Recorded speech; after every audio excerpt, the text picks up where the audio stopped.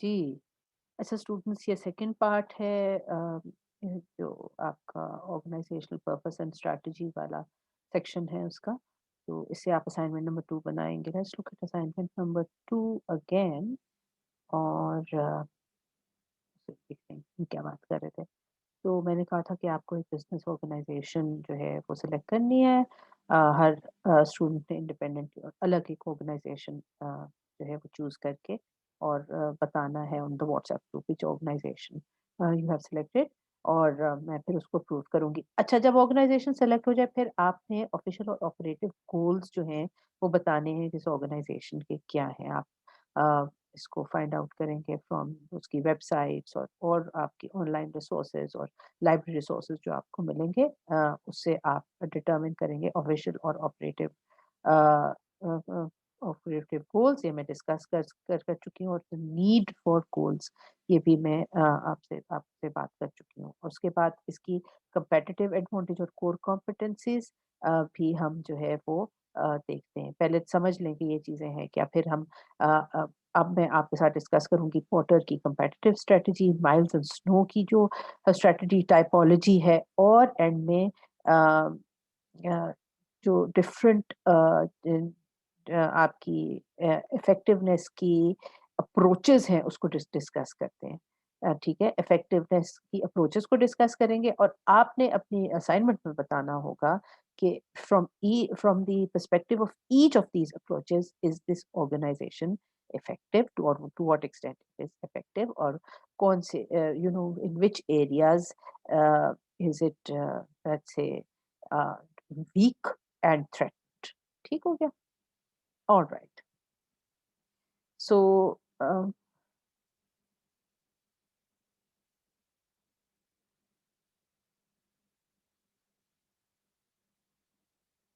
Right.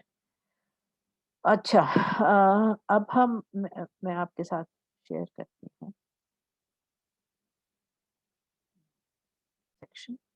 अच्छा, तो अभी तक जो था वो स्ट्रेटेजिक इंटेंट। इससे पहले लेट्स सी थोड़ा सा रिकैप कर लें। हमने कहा कि स्ट्रेटेजिक जो टॉप मैनेजमेंट है, generally speaking in modern organization, it looks at the external environment and the internal situation, and then the mission and vision are stated। इनको मिशन और विजन को आप ऑफिशियल गोल्स भी कहते हैं, और ये ब्रॉड गोल्स होते हैं। और उसके अलावा दूसरे टाइप ऑफ गोल्स जो हैं वो दोनों जो हैं they are part of the purpose. ठीक है, जो आपकी ऑर्गेनाइजेशन का पर्पस है वो डिटरमिन करते हैं उनके विजन और मिशन, और as well as the more narrowly defined operative goals as well. तो दोनों जो हैं they are part of the strategic intent and purpose of the organization. और मैंने मिशन का आपको बता दिया था कि वो तो एक ब्रॉड जो है वो ब्रॉड लेट्स से प्लान होता है, या वैल्यू की इंडिकेशन होती है for the purpose of legitimacy. ठीक है, जो कि यूजुअली ऑर्गेनाइजेशंस प्रेजेंट करती। कई दफ़ा मिशन विजन और शेयर्ड वैल्यूज के अंदर डिफरेंस भी दिया जाता है, लेकिन आई थिंक उसका कोई फ़ायदा नहीं है। ये आप इसको कह सकते हैं ऑफ़िशियल गोल जो स्टेटेड होते हैं, रिटन डाउन होते हैं और बहुत ब्रॉड होते हैं। ठीक है ना?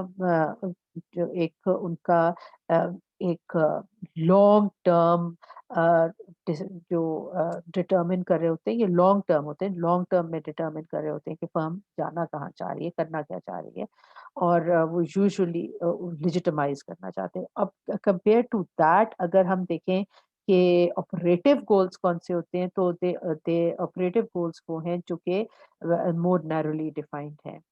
और मिशन और विजन को के हिसाब से ऑपरेटिव गोल्स जो हैं वो they determine the ends that actually the organization needs to achieve, at least in the short run। Operative goals describe specific measurable outcomes which the organization wants to achieve। ठीक है, तो operative goals तो मतलब वो उस outcome से related हैं, और जो आपकी मिशन एंड विजन जो ऑफिशियल गोल्स हैं, वो these are the desires of the company, what it wants to do, why it was created, उसका लॉन्ग टर्म एक जो reason for establishing that goal, ठीक है, तो पर्पस भी हो गया। लेकिन जो उसके शॉर्ट टर्म स्पेसिफिक गोल्स हैं, जो वो उनको हम ऑपरेटिव गोल्स कहेंगे, और ये रिलेटेड हो सकते हैं, ऑपरेटिव गोल्स परफॉर्मेंस के साथ रिलेटेड हो सकते हैं,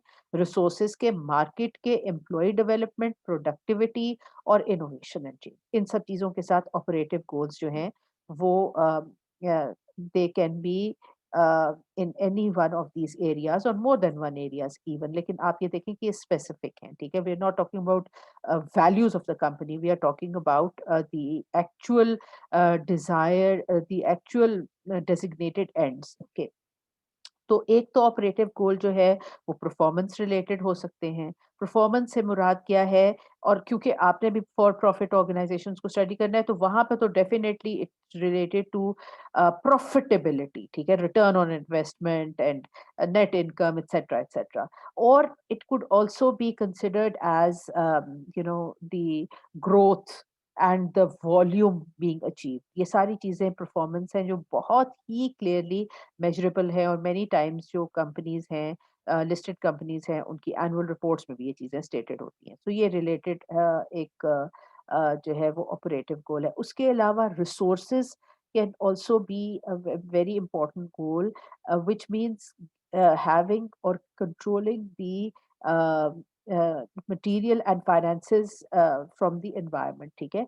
ये भी एक गोल हो सकता है। कुछ कंपनीज फर्दर ग्रोथ के लिए क्या करती हैं कि they think in terms of how to attract investment. तो ये वो रिसोर्सेज होंगे जो कि जो रिसोर्सेज होंगे, जो कि फाइनेंशियल रिसोर्सेज इस तरह हासिल किए जा सकते हैं। इसी तरह आपके जो हैं वो गोल हो सकता है to get the best possible labour और the best possible professional staff.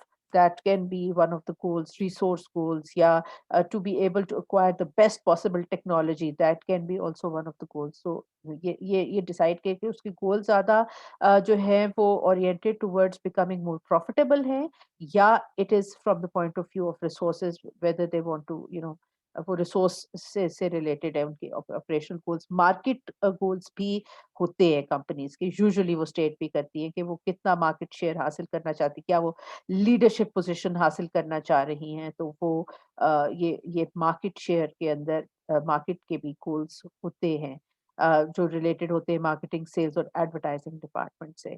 फिर एम्प्लॉय डेवलपमेंट के गोल्स भी होते हैं, they are also operative goals, जिसके अंदर which relate to training, promotion, safety and growth of employees, ठीक है। क्योंकि the more the employees are taken care of, the organization becomes more sustainable, it becomes more effective। फिर productivity, productivity का मतलब क्या है कि कितना आउटपुट हासिल हो रहा है for the resources which are being utilized। They typically describe the amount of resource inputs required, uh, the resource inputs required to reach desired outputs, and thus stated in terms of cost per unit। ठीक हो गया, units produced पर employ, ठीक है। Productivity के कितना time कितना invest हो रहा है, और उससे आउटपुट कितनी हासिल हो रही है, ये भी आउटपुट पे रिलेटेड है, ठीक है। अच्छा, सो प्रोडक्टिविटी देखो, इसको कंफ्यूज नहीं आपने करना विद विद परफॉर्मेंस। परफॉर्मेंस का मतलब ये है कि जो प्रोडक्टिविटी है वो किस हद तक फाइनेंशियली उससे फायदा हो रहा है कंपनी को। तो कंपनी जो चीज़ प्रोड्यूस कर रही है, उसको सेल भी कर रही है, और क्या उससे उसको रिटर्न्स आ रहे हैं। तो जो रिटर्न्स का जहाँ तक ताल्लुक है वो परफॉर्मेंस है। प्रोडक्टिविटी का मतलब है कि एक्चुअली कितनी प्रोडक्ट या कितनी सर्विस जो है वो डिलीवर हो रही है, making use of the resources which are coming into the organization, which may be financial or human, or it may be the different inputs। अच्छा, उसके बाद एक इनोवेशन एंड चेंज, इससे रिलेटेड भी आपके ऑपरेटिव गोल्स हो सकते हैं। के the innovation और research and development goals, आप ऐसे भी कह सकते हैं।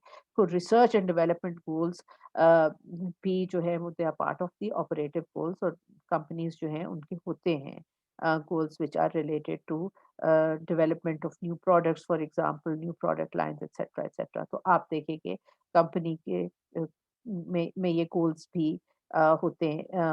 यूजुअली जो हैं दे companies, the best companies, they will be stating these something about these goals. अब आपको ये भी कहा है इनकी इम्पोर्टेंस क्या है, तो जैसे मैं आपको पहले बता रही थी, जो आपके broad mission, vision, value statements होती हैं, वो ज्यादातर होते हैं लेजिटिमेसी के लिए। लेजिटिमेसी का मतलब ये कि जो कंपनी है क्या वो एक लीगल काम कर रही है। अब जाहिर है कि वो कोई भी कंपनी ये तो नहीं कहेगी ना कि वो it's going into let's say money laundering. Obviously not, that's illegal. और स्मगलिंग। तो ये उसके गोल्स कोई ऐसे ही होंगे ना which are useful for the society overall. तो वो उसको लेजिटिमाइज करती है, उसके काम को लेजिटिमाइज करती है, उसकी एक्सेप्टेबिलिटी बढ़ाती है among its various stakeholders. ठीक। तो एक तो गोल्स का फायदा ये होता है, खासतौर पे ऑफिशियल गोल्स का ज्यादा फायदा ये होता है कि वो उसको लेजिटिमेसी देती है और एम्प्लॉयज को एक डायरेक्शन देती है, मोटिवेशन देती है उनको। It gels them together as a team. अगर सबका एक ही मिशन और विजन होगा तो उससे ये है कि वो इकट्ठे होंगे। और ऑब्वियसली जो ऑपरेटिव गोल्स हैं पर्टिकुलरली वो ये दोनों चीजें भी परफॉर्म कर रहे होंगे, लेकिन ज्यादा वो पॉलिसी गाइडलाइंस की तरफ जो है ना ऑपरेटिव गोल्स लेके जाएंगे, और इसी तरह जो स्टैंडर्डाइजेशन ऑफ परफॉर्मेंस है उसकी तरफ आपके ऑपरेटिव गोल्स लेके जाएंगे। But all these goals are going to perform all these four functions. So that is why they are important, that these should be stated very clearly. ठीक है। तो official goals broader, जो आपके operative goals हैं they are more specific, but together they achieve all these four purposes, and this is the advantages of stating goals, both official and operative. अब आप उसके बाद हाँ एक चीज जो बीच में जो है इंटेंट का बड़ा इंपॉर्टेंट हिस्सा है, पिछले वाले लेक्चर में मैंने कहा था, दोबारा से देख लें, what is difference between competitive advantage and core competencies. Competitive advantage एक ऑर्गेनाइजेशन जो है it it goes to show how it is better, what are the what sets it apart from the rest of from the other organizations in that industry, which are basically targeting the same customers, right? तो जो competitors हैं उनसे एक company किस तरीके से it stays ahead of them, that it's going to be the competitive advantage, what it does better than the competitors, simple।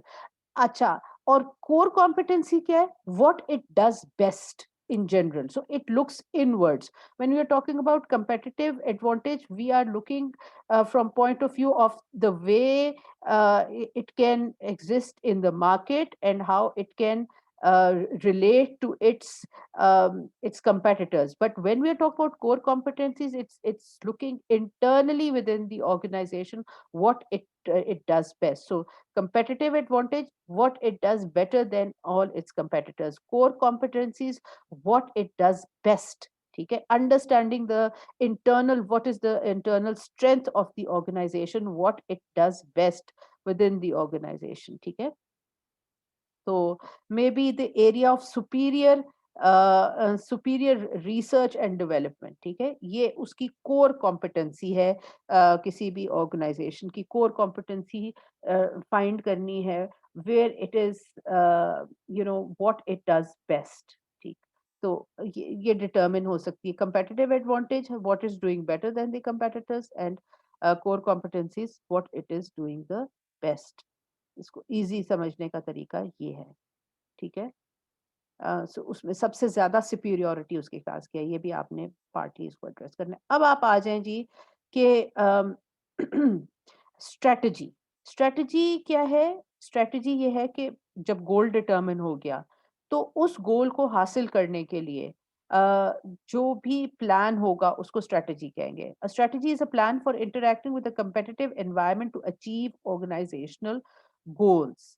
ठीक है? Some managers think of goals and strategies as interchangeable.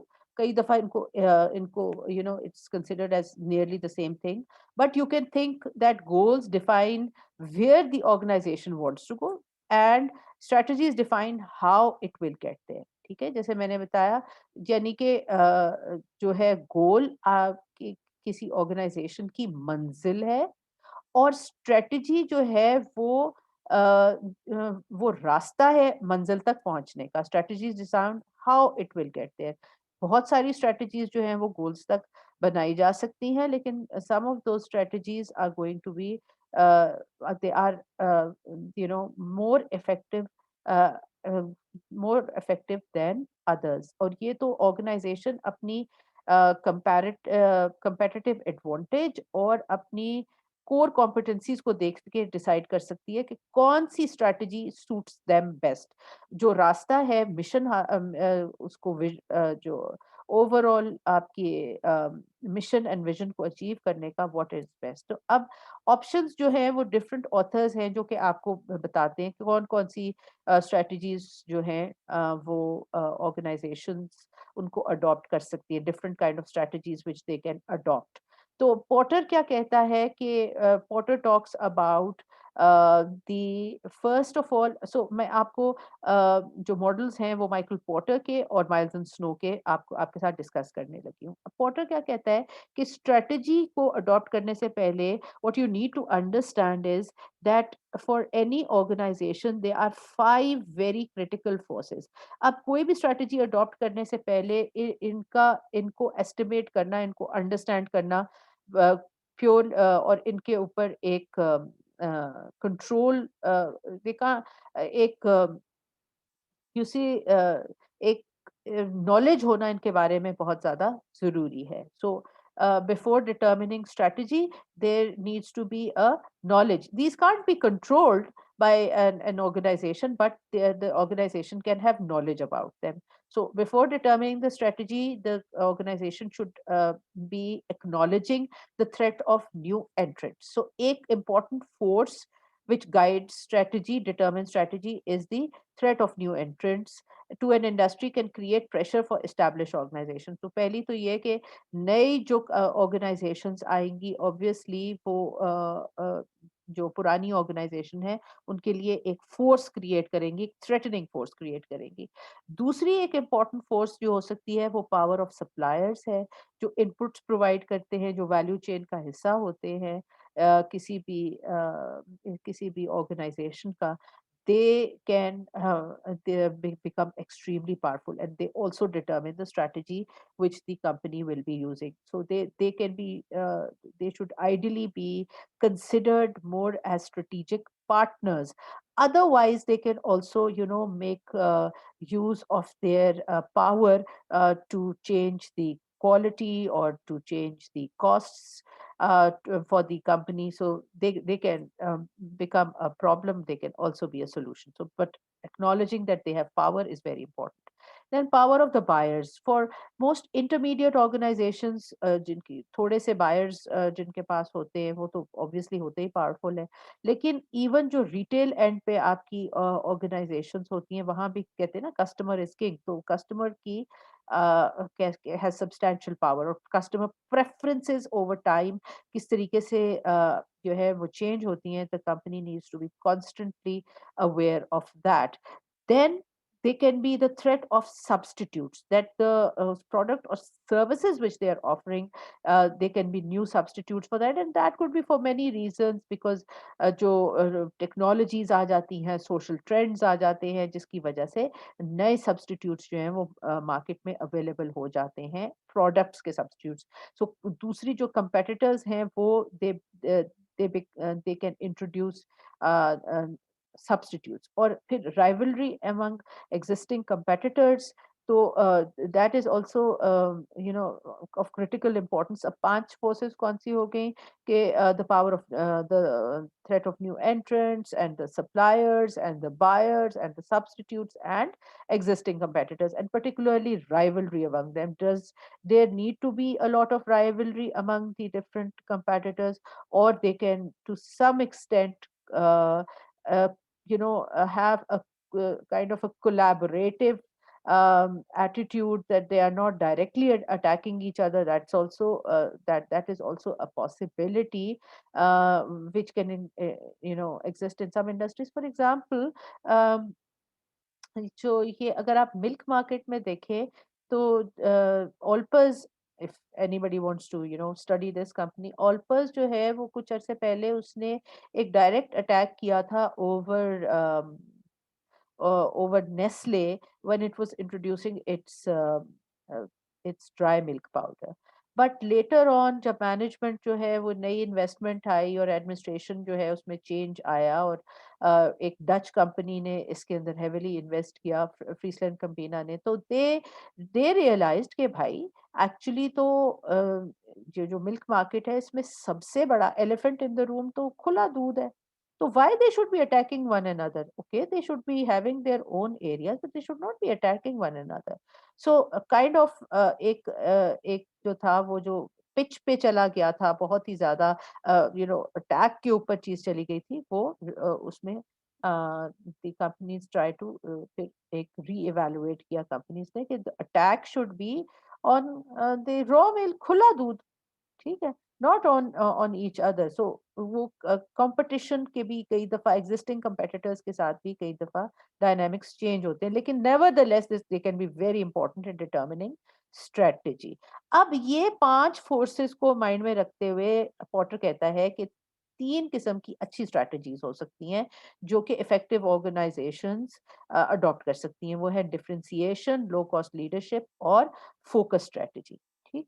अब इनको यहाँ पे इसका एक डायग्राम भी इन्होंने बनाया हुआ है, इसको अलग-अलग से देख लें कि क्या स्ट्रैटेजीज हो सकती हैं. डिफरेंशिएशन स्ट्रैटेजी पॉटर कहता है कि वो होती है जब ऑर्गेनाइजेशंस जो हैं वो कुछ ऐसी प्रोडक्ट लेके आना की कोशिश करें जिनमें बहुत ज़्यादा यूनिकनेस है. सो वो जो भी प्रोडक्ट लेके आएगा, जो डिफरेंशिएशन स्ट्रैटेजी है, वो कहते हैं कि उसकी जो भी प्रोडक्ट होगी, वो उसको डिफरेंशिएट करेंगे from the existing substitutes and the products of any other rival company को के उसमें कोई कोई ना कोई यूनिक फीचर्स जो हैं वो ऐसे होंगे जिससे कि जो आपके कस्टमर्स हैं उनके लिए उसमें वैल्यू होगी to purchase it. It's not necessarily the least cost, but it has the uniqueness in the service delivery or in the products which sets it apart from its competitors.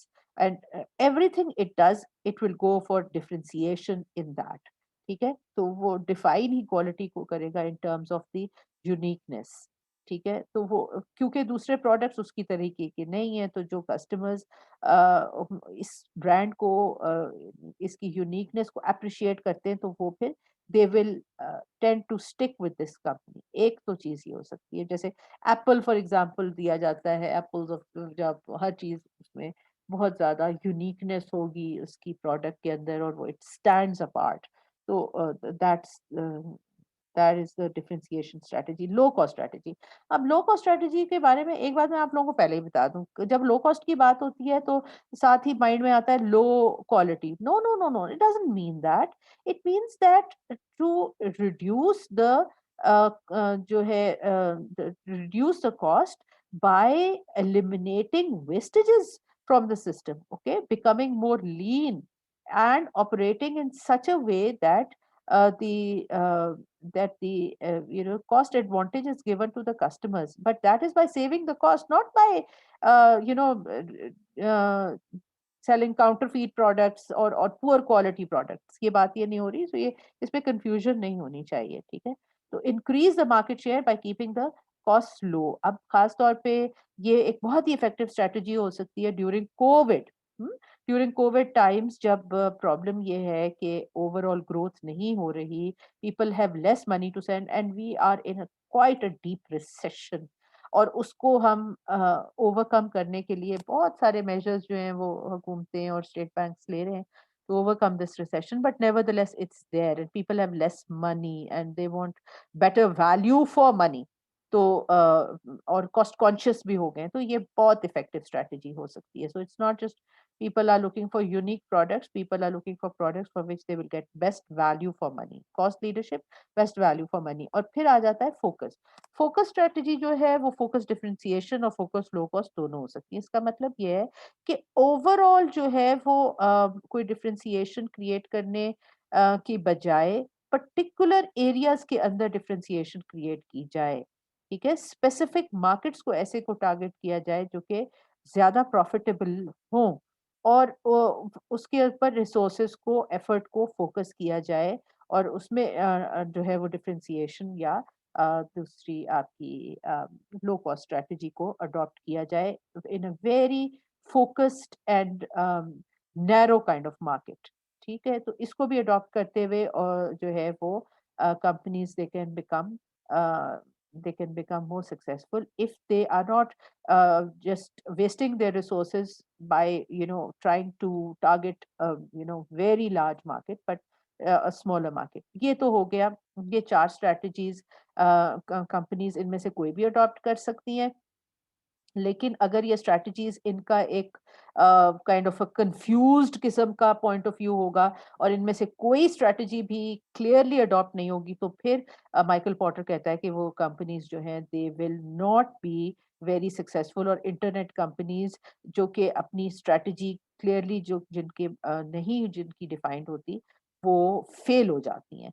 Miles and snow जो है वो भी आपको कहता है different टाइपोलॉजीज बताता है strategy की, कंपेटिटिव स्ट्रैटेजी की, कि किस तरीके से जो है कंपनीज वो अपना गोल्स को अचीव करने के लिए कौन कौन सी स्ट्रैटेजीज अडॉप्ट कर सकती हैं. पहले कहता है प्रोस्पेक्टर स्ट्रैटेजी, जिसके जो एक रिस्क टेकिंग स्ट्रैटेजी है, एक जिसमें इनोवेटिवनेस है, रिस्क टेकिंग है, अपॉर्चुनिटीज है, और ओवरऑल फोकस किस चीज के ऊपर है, ग्रोथ के ऊपर.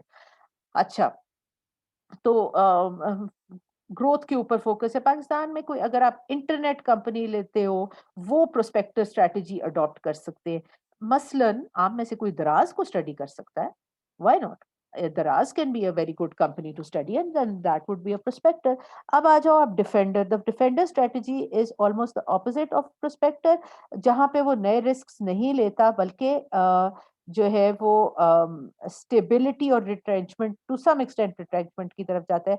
बट स्टेबिलिटी जो है वो डिसिप्लिन, स्टेबिलिटी, जब that is what the company is going for, तो then that is a defender strategy. It tries to hold on to current customers and current market shares, but it does not really make an a lot of effort to grow very quickly or to make a lot of innovations. मैंने जो आपको बात बताई about Friesland Campina taking over Engro foods, अगर कोई Engro food study करे तो Friesland Campina की strategy to quite an extent एक डिफेंडर स्ट्रैटेजी है. क्योंकि इससे पहले जो आपकी एंग्रो फूड्स था, वो नई नई किस्म की प्रोडक्ट्स जो थी वो मार्केट के अंदर लाते रहते थे, तरह तरह के milk substitutes etcetera.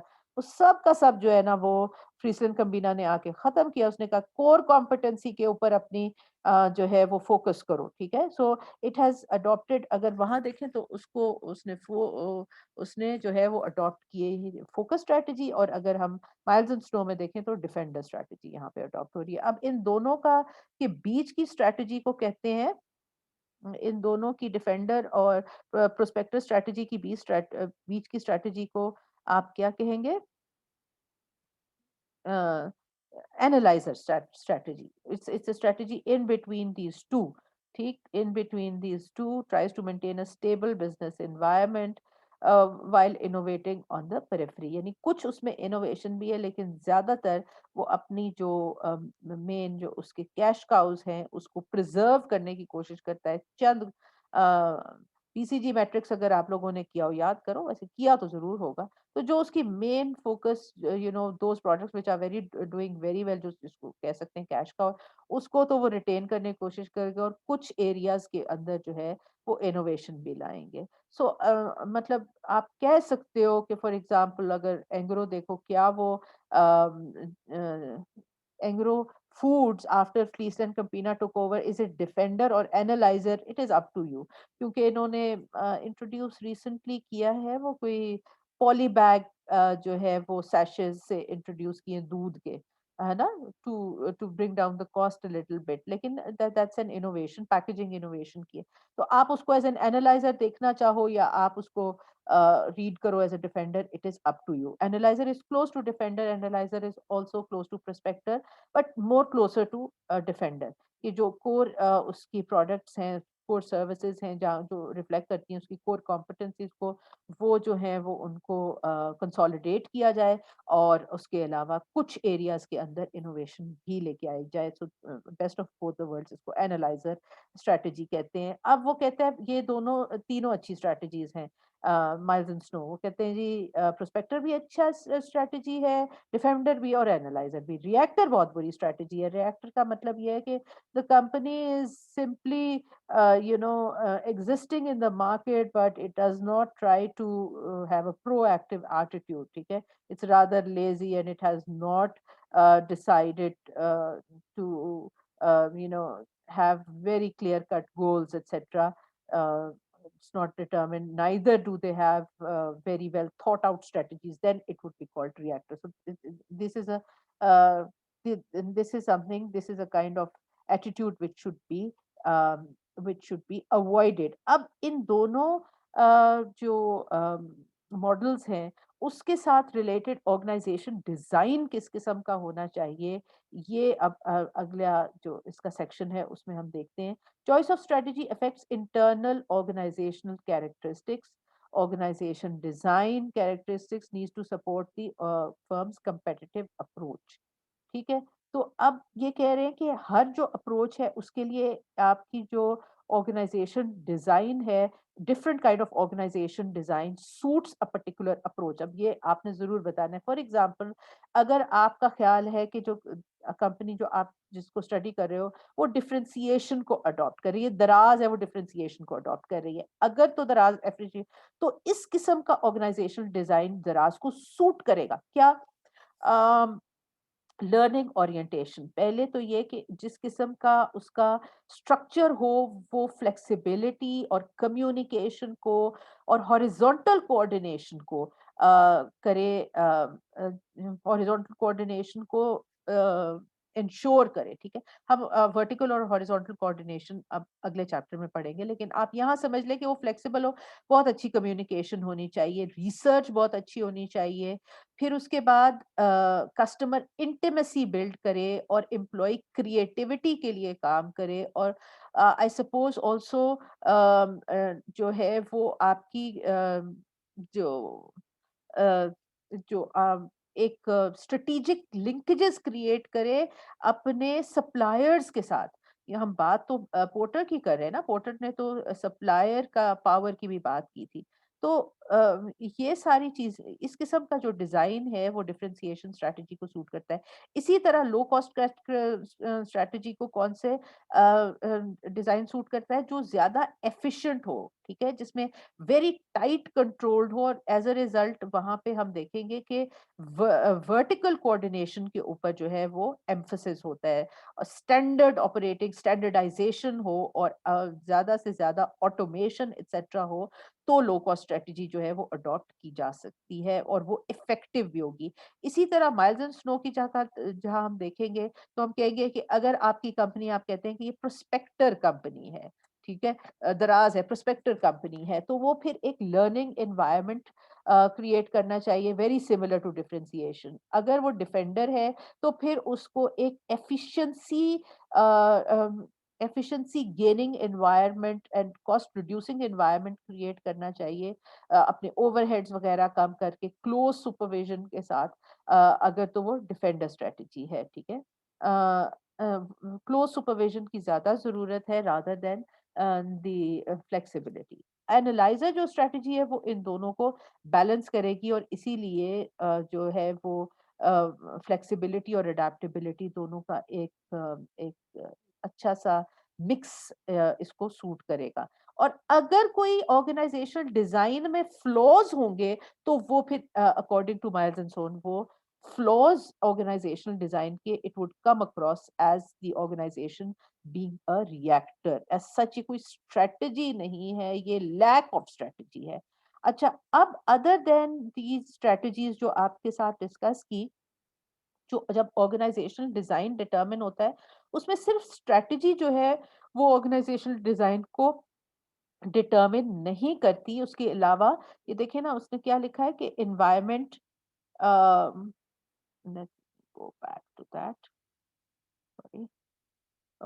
Other than strategy, environment, technology, phase of the life cycle of the company, as well as the overall culture, the organizational culture, ये सारी चीजें मिलके जो है फैक्टर्स, ये डिजाइन को, ये वो contextual फैक्टर्स हैं जो कि डिजाइन के जो स्ट्रक्चरल फैक्टर्स हैं उनको डिटरमिन करेंगे. Strategy is only one of these contextual factors. What it needs to do, it needs to fit in or blend in very well with the structural design factors. ठीक है, so ये जो contextual factors हैं, उस strategy उसका एक हिस्सा है, और factors भी इसके अंदर included हो सकते हैं. ठीक हो गया ना, लेकिन they need to be be a very good fit within the organizational design. Overall organizational design के साथ उसकी गुड फिट होनी चाहिए. अच्छा, तो अब एंड में आ जाएँ आप, ऑर्गेनाइज़ेशनल इफ़ेक्टिवनेस को किस तरीके से असेस किया जा सकता है? So, uh, using understanding organizational goals as well as concept of fitting design to various contingencies, it is first step towards understanding organizational effectiveness. Organizational goals represent the reason for an organization existence. अच्छा जी, सो effectiveness, जैसे पहले भी आपको बताया था, मैंने last lecture में भी बताया था, is a broad concept. It implicitly takes into consideration a range of variables at both organizational and departmental level. Effectiveness evaluates the extent to which multiple goals are achieved. और एक effect efficiency on the whole means the efficiency, it's just a repetition how uh, the resources of the organizations are being put to good use. So that is efficiency. Are minimum resources being used to get the maximum possible output? So is productivity the highest? That is going to be highest only where there is efficiency and all kind of wastages are eliminated, then is going to be the efficiency. And efficiency also, these two need to be achieved side by side together. ठीक है ना, these two need to be achieved side by side. अब सो ये इनमें फर्क है. ठीक है, एफिशिएंसी जब आपकी आ जाती है, जो आपकी फॉर एग्जांपल कॉस्ट लीडरशिप की जो स्ट्रैटेजी है, ठीक है, लो कॉस्ट लीडरशिप की जो स्ट्रैटेजी है, इट वुड रिक्वायर एफिशिएंसी. इसी तरह जो आपकी स्ट्रैटेजी माइल्स एंड स्नो ने आपको बताई है, which is regarding the defender strategy, that would be requiring more efficiency. ठीक है, इफेक्टिवनेस जो है वो एक ज्यादा इसे एक ब्रॉडर कॉन्सेप्ट है एज कंपेयर टू एफिशिएंसी.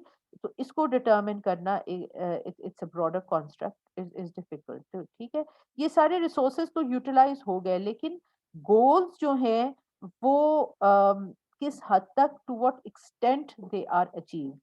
ठीक है, अब जो इफेक्टिवनेस की, to what extent a goal is being achieved, ठीक, ये होती है इफेक्टिवनेस. और इफेक्टिवनेस को मेजर करने के लिए डिफरेंट अप्रोचेस हैं.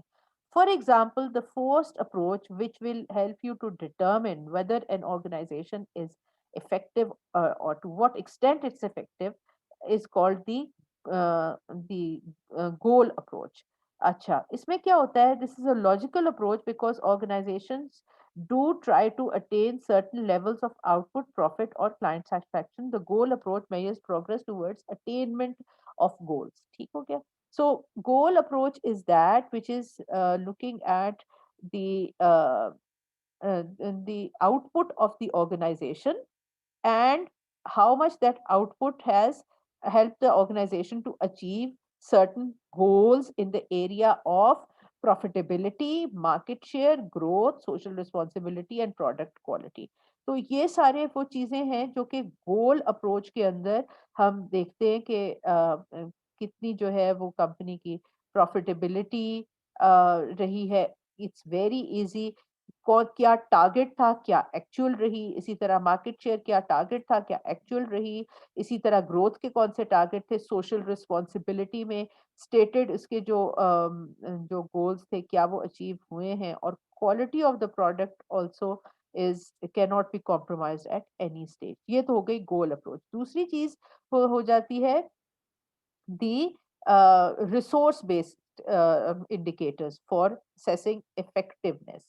ठीक है, the resource based approach looks at the input side of the transformation। ठीक है, जो आपकी गोल अप्रोच है वो इट्स लुकिंग एट दी, देखिए ये यहाँ देखिए, goal approach is looking at the output, what is being actually produced। Resource based मतलब अंदर क्या आ रहा है ऑर्गेनाइजेशन के अंदर, कौन सी चीजें आ रही हैं, और एज अ रिजल्ट उससे that helps to also suggest whether the organization is effective or not। It assumes organization must be successful in obtaining and managing valued resources in order to be effective। ठीक है, इसको resource based indication कहते हैं कि जो भी आपके जो आपके स्ट्रेटेजिक जो रिसोर्सेज हैं, कई दफा इनको स्ट्रेटेजिक रिसोर्सेज भी कहा जाता है, जो नोवल रिसोर्सेज हैं वो कंपनी के पास होने चाहिए, और अगर वो उनको मेंटेन कर लेती है, स्केर्ड और वैल्यूड रिसोर्सेज को मेंटेन कर लेती है और इंटीग्रेट कर लेती है और मैनेज कर लेती है, तो that is going to be an effective organization. अब इसमें फॉर एग्जांपल हो सकता है the best of the human capital, जो लीडर्स हैं, इंडस्ट्री लीडर्स हैं, अगर वो ऑर्गेनाइजेशन के साथ for several years they have been associated with the organization, it shows the organization is effective, looking at it from a resource based view। So आप अपनी companies में देखें कि जो लीडर्स हैं of that company, for how long they have been there and how much they have served there and how much they have you see that they are a valuable resource, which it is difficult to find। and in a way where फिर एक resource base हो सकती है of having the best possible technology. ठीक हो गया ना, तो technology is a very important resource which is coming. फिर एक और रिसोर्स बेस्ड है इन्वेस्टमेंट। ठीक है, अगर इन्वेस्टमेंट वो उस आउटपुट तो नहीं है, जैसे मैंने आपको बताया, जो आप जो भी कह रहे थे जी, हमने एग्रो फूड्स को देखना है। एग्रो फूड्स को एक्वायर किया जब फ्रीसलैंड कंपीना ने, तो इट वाज 6 मिलियन और सम मिलियन यूरो पे उसने उसको एक्वायर किया। ये तो रिसोर्स है ना जो कंपनी के अंदर आ रहा था। That goes to show you कि कंपनी में वो स्ट्रेंथ है कि वो इन रिसोर्सेज को अट्रैक्ट भी कर सके, इनको फुली इंटीग्रेट और मैनेज भी कर सके। ये आ गई थी रिसोर्स बेस्ड। अब आप बीच का चीज देख ले, विच इज सो वो कहता है ब्रॉड सेंस में bargaining position, resource based effectiveness एक उसकी बार्गेनिंग पोजीशन क्या है कि वो जो बाहर से best knowledge, technology, people, raw materials उठा के उसको रिटेन करती है। ability of the organization decision makers to perceive and correctly interpret the real properties of the external environment, and uh, to use the ability of managers to use tangible resources in day-to-day operations, and the ability of the organization to respond to changes in the environment। ठीक है ना, तो ये सारी चीजें, ये इसलिए हम those organizations which are able to attract and retain the best resources, for these reasons we will be calling them as highly effective also। अब आ जाए internal process, ये एक और approach है which goes to show to what extent an organization is effective। The internal process approach effectiveness is measured at internal organization health and efficiency। An effective organization has smooth, well-oiled internal process। ठीक है, internal process indicators include adaptive corporate culture and positive work climate। ठीक है, within the organization, the work climate, फिर operational efficiency, फिर आपकी the clear lines of communication, both horizontal and vertical, and growth and development of the employees। Now, all these things are, if they are available, certainly only the good organization, effective organization will be having all these four characteristics। So these are the kind of benchmarks. Those which are not having these characteristics, certainly they will be less effective as compared to the organizations which have strong culture, which are using the minimum of resources, so they are lean and they are having good communication. From an internal process indicators perspective, these are effective organizations. और आखिरी चीज जो इन्होंने बताई है वो है balance scorecard. Instead of looking at it, the balance scorecard combines several indicators of effectiveness to single framework, balancing traditional financial measures. ठीक है, traditional financial measures जिसको यहाँ पे ये कह रहा है the goal indicators. तो financial measures को और traditional financial measures with operational measures related to companies critical success factors. क्योंकि बाकी critical success factors हो सकते हैं और ये इसका इन्होंने diagram बनाया. What this diagram shows the four effectiveness categories. ठीक हो गया, financial, customers, internal business process and effectiveness criterion illustrates the four effectiveness categories considered by balanced scorecard within each of effectiveness, financial performance, etc., etc. Each of them, each of these squares that you see over here, managers identify key performance indicators the organization will track. The financial perspective reflects a concern that the organization activities contribute to overall improving short and long term financial performance. Customer service indicators measure such things as how customers view the organization, business process indicators focus on production. ये सारा इन्होंने diagram के अंदर लिखा हुआ है और finally जो आपका the final component looks at organization's potential for learning and growth, focusing on how well the resources and human capital are being managed for the company.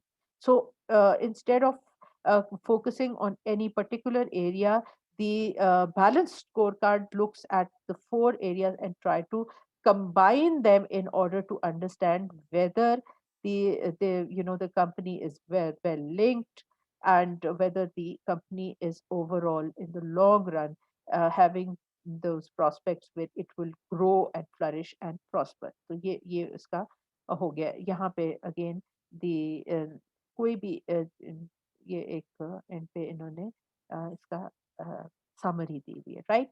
सो अब ये सब कुछ पढ़ के आप लोगों ने ये वाली असाइनमेंट करनी है एंड आई लुक फॉरवर्ड. ठीक है, ये असाइनमेंट करनी है. आई लुक फॉरवर्ड कि अब बच्चे जल्दी जल्दी अपनी अपनी ऑर्गेनाइजेशन शेयर करेंगे और मुझसे अप्रूव करवाएंगे. ये आपने असाइनमेंट जो है ये मुझे जल्द ही सबमिट करवानी है. मैं इसकी डेट आपको बताती हूँ, उसी तरह एलएमएस के ऊपर सबमिट होगी. So thank you very much. Allah Hafiz, good luck. अब हमने ये एस्पेक्ट जो है ये गोल्स का देखा है. अगली दफा हम एस्पेक्ट देखेंगे जो उसका स्ट्रक्चर है. ठीक है, ऑर्गेनाइजेशन स्ट्रक्चर को अगली दफा देखेंगे. दोनों चीजें जो हैं ये आपस में लिंक्ड हैं क्योंकि एक ऑर्गेनाइजेशन के ये दोनों इंपॉर्टेंट कंपोनेंट्स हैं. so we will look at structure next, but for this assignment it is focused towards the organizational goals and strategies. So attempt, please attempt it. Thank you very much. Allah Hafiz.